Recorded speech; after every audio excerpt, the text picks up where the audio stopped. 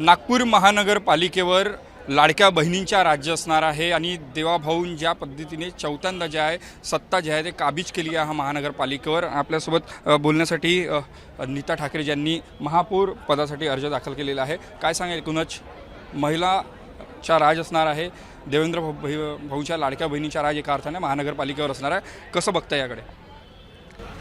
महानगरपालिकेमध्ये आज महापौर म्हणून उपमहापौर म्हणून आम्ही फॉर्म दाखल केले आहे, नामांकन भरलं आहे। एक मोठी जबाबदारी आमचं जे शीर्षस्थ नेतृत्व आहे, माननीय गडकरी साहेब, देवेंद्र फडणवीस भाऊ, माननीय बावनकुळेजी, आमचे अध्यक्ष दयाशंकरजी, आमचे सर्व आमदार माननीय मते साहेब, खोपडे साहेब, दटके साहेब, सगळ्यांनी मिळून एक मोठी जबाबदारी या शहराच्या विकासाची जी सोपवली आहे तिच्यात सन्मान निश्चित आहे आणि निश्चितपणे एक मोठी जबाबदारीसुद्धा आहे।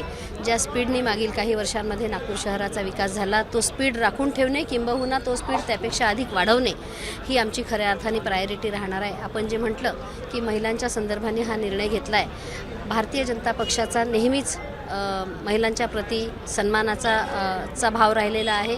माननीय मोदीजींच्या मार्गदर्शनात या देशभर महिलांना कायम सन्मान मिळाला आहे, त्यांच्या सक्षम होण्याच्या दृष्टीने निर्णय झाले आहे।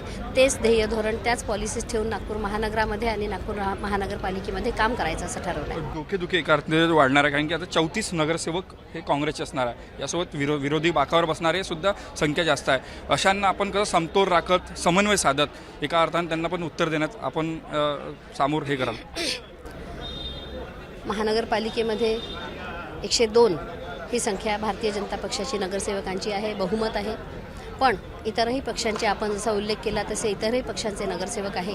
निवडून आलेले सर्व जनप्रतिनिधी हे जनतेचे प्रतिनिधी असतात, त्याच्यामुळे निश्चितपणे शहरातील सर्व जनतेला न्याय देण्याच्या दृष्टीने नागपूर महानगरपालिकेचे महापौर यांना त्यांनी काम करतात। आपल्यासोबत उपमहापौर सुद्धा आहेत। काय वाटते, नगरसेवक झाला, आता उपमहापौर म्हणून जी आहे जिम्मेदारी तुमच्यावर वाढलेली आहे, कसं बघता याकडे आपण?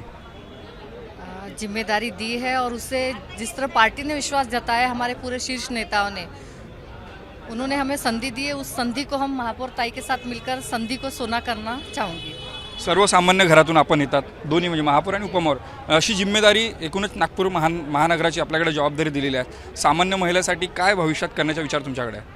महिलाओं के शिक्षा के लिए, रोजगार के लिए मैं काम करना चाहूँगी और एक दलित की बेटी को उन्होंने पार्टी ये जो सम्मान दिया उसके लिए मैं बहुत बहुत आभारी हूँ। आपण बघू शकतो दोन्ही देवेंद्र फडणवीस, नितीन गडकरी यांच्या लाडक्या बहिणी आहेत आणि यांना जे आहे ते महापौर आणि उपमहापौरसाठी त्यांनी ते अर्ज दाखल केला। अधिकृत घोषणा जी आहे ते 6 तारखेला होणार आहे। त्या आपण जर बघितलं असेल तर आता भाजपनी आपला जे आहे झेंडा या नागपूर महानगरपालिकेवर रोवला आहे, त्यामुळे येणाऱ्या काळात जे आहे महिलांच्या राज्य आपल्याला संपूर्ण या महानगरपालिकेवर दिसणार आहे। कॅमेरामॅन मंगेश मोहितेसह तेजस मोहतुरे, जय महाराष्ट्र न्यूज, नागपूर।